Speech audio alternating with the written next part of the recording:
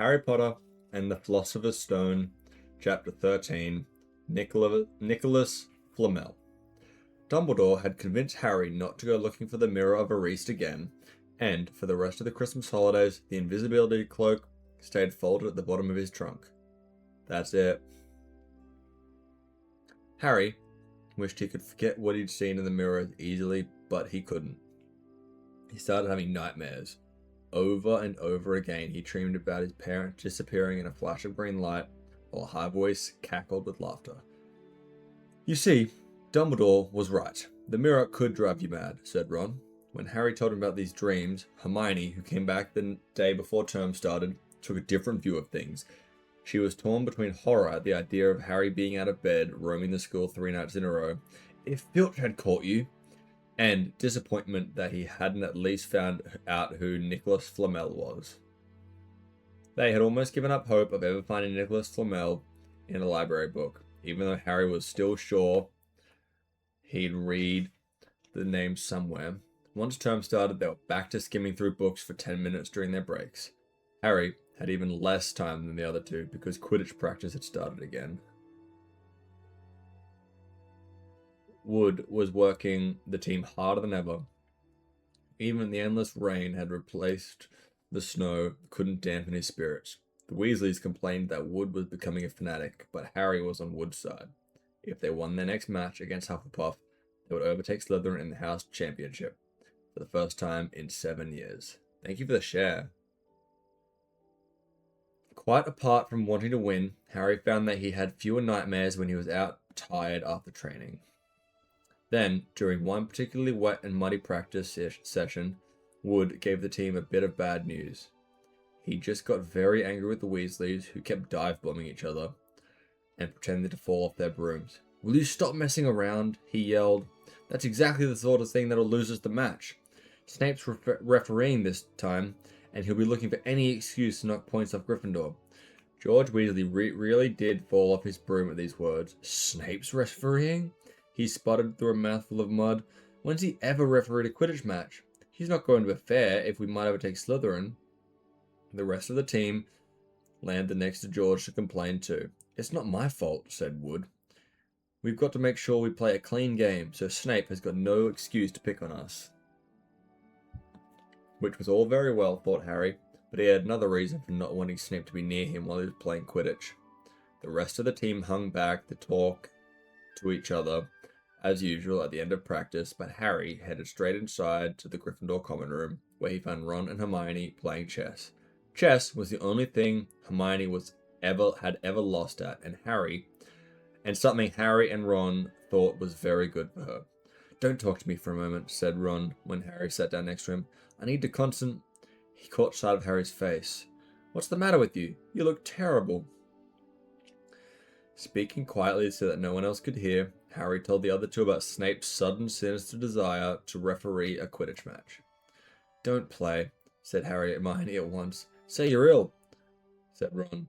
"Pretend to break a leg," Hermione suggested. "Really break your leg," said Ron. "I can't," said Harry. "There isn't a reserve seeker.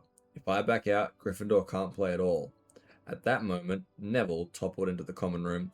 How he had managed to climb through the portrait hole was anyone's guess, because his legs had been stuck together with what they recognized at once as leg locker curse. He must have had he must have had to bunny hop all the way from the Gryffindor tower. "What's up, baby? How we going?"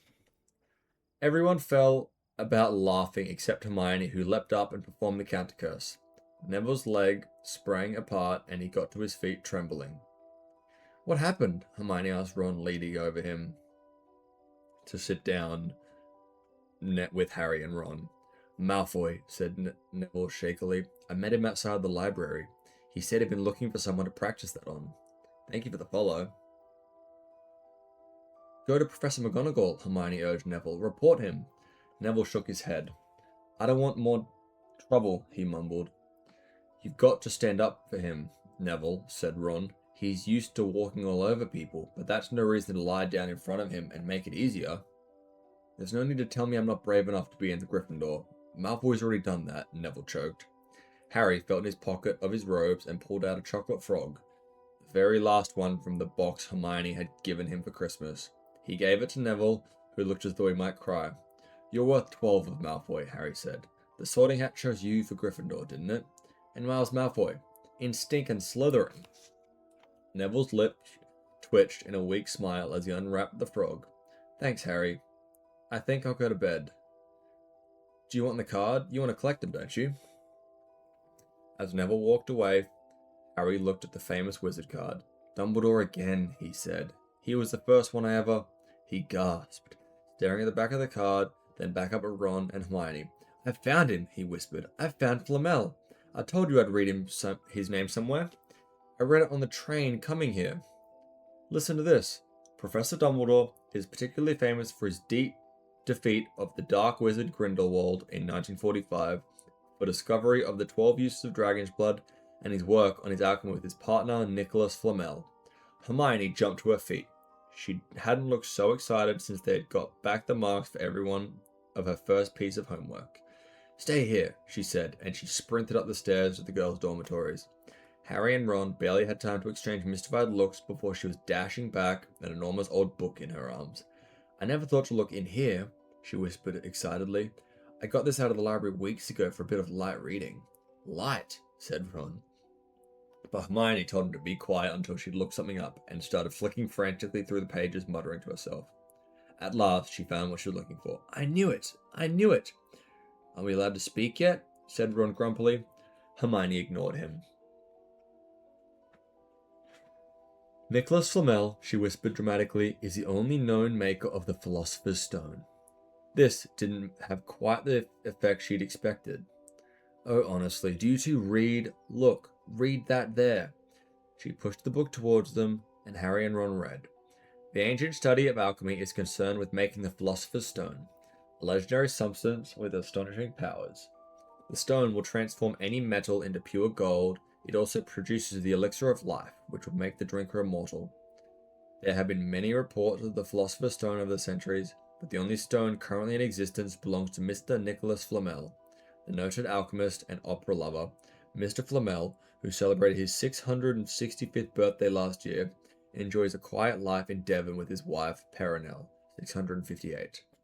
"See," said Hermione when Harry and Ron had finished. "The dog must have been guarding Flamel's Philosopher's Stone. I bet he asked Dumbledore to keep it safe for him, because they're friends and he knew someone was after it. That's why he wanted to move the stone out of Gringotts. A stone that makes gold and stops you ever dying," said Harry. "No wonder Snape's after it. Anyone would want it. And no wonder we couldn't find Flamel in that study of recent developments in wizardry," said Ron. "He's not exactly recent if he's 665, is he?" Next morning, in defense against the dark arts, while copying down different ways of treating werewolf bites, Harry and Ron were still discussing what to do with the Philosopher's Stone if they had one. It wasn't until Ron said he'd buy his own Quidditch team that Harry had remembered about Snape and the coming match. "I'm going to play," he said to Ron and Hermione. "If I don't, all the Slytherins will think I'm too scared to face Snape. I'll show them. It'll really wipe the smiles off their faces if we win." "Just as long as we're not wiping you off the pitch," said Hermione. As the match drew nearer, however, Harry became more and more nervous, whatever he told Ron and Hermione. The rest of the team weren't too calm either. The idea of overtaking Slytherin in the House Championship was wonderful. No one had done it for nearly 7 years. Would they be allowed to with such a biased referee? Harry didn't know whether he was imagining it or not, but he seemed to keep running into Snape wherever he went. At times, he wondered whether Snape was following him, trying to catch him on his own. Potions lessons were turning into a sort of weekly torture. Snape was so horrible to Harry. Could Snape possibly know that they found out about the Philosopher's Stone? He didn't see how he could, yet he sometimes had the horrible feeling that Snape could read minds.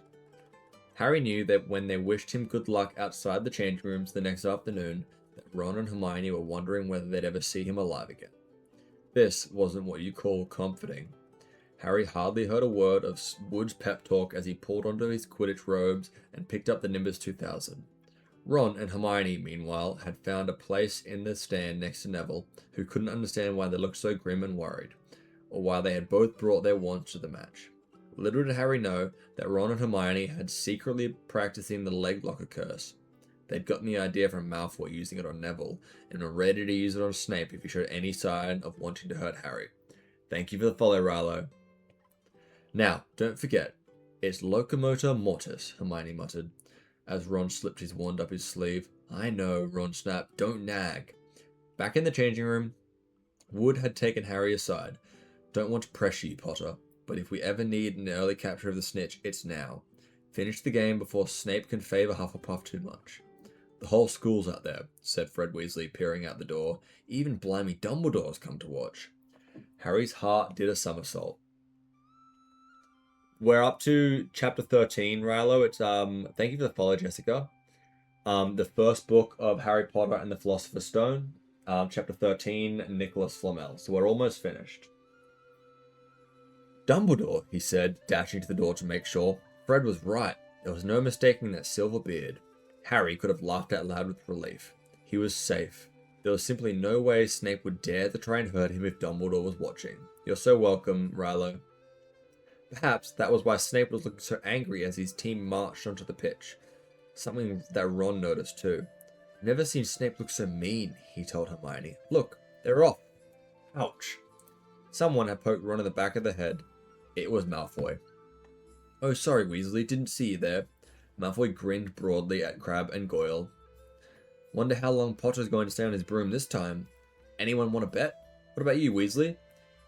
Good morning, Cat. It's good to have you here. Ron didn't answer. Snape had just awarded Hufflepuff a penalty because George Weasley had hit a bludger at him.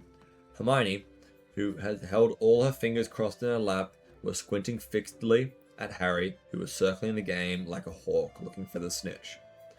You know how I think they choose people for the Gryffindor team? Said Malfoy loudly a few minutes later, as Snape ordered Hufflepuff another penalty for no reason at all. It's because they feel sorry for. See, there's Potter, who's got no parents, then there's the Weasleys, who got no money. You should be on the team, Longbottom. You've got no brains. Neville went bright red, but turned to his seat to face Malfoy. I'm worth 12 of you, Malfoy, he stammered. Malfoy, Crabbe, and Goyle howled with laughter, but Ron, still not daring to take his eyes off the match, said, You tell him, Neville. Longbottom, if brains were gold, you'd be poorer than Weasley, and that's saying something. Ron's nerves were already stretched to breaking point with anxiety about Harry. I'm warning you, Malfoy, one more word. Ron, said Hermione suddenly. Harry. What? Where? Harry had suddenly gone into a spectacular dive, which drew gasps and cheers from the crowd. Hermione stood up, her crossed fingers in her mouth, and Harry streaked toward the ground like a bullet. You're in luck, Weasley. Potter's obviously spotted some money on the ground, said Malfoy. Ron snapped. Before Malfoy knew what was happening, Ron was on top of him, wrestling him to the ground. Neville hesitated, then clambered over the back of his seat to help. Come on, Harry, Hermione screamed, leaping onto her seat to watch Harry sped straight at Snape. She didn't even notice Malfoy and Ron rolling around under her seat, or the scuffles and yells coming from the whirl of fists that Neville, Crabbe, and Goyle. Up in the air, Snape turned on his broomstick just in time to see something scarlet shoot past him.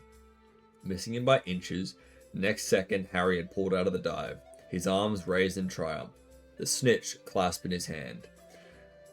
The stands erupted. It had to be a record. No one could even remember the snitch being caught so quickly. Ron, where are you? The game's over. Harry's won. We've won. Gryffindor in the lead, shrieked Hermione, dancing up and down on her seat and hugging Parvati Patil in the front row. Harry jumped off his broom a foot from the ground. He couldn't believe it. He'd done it. The game was over.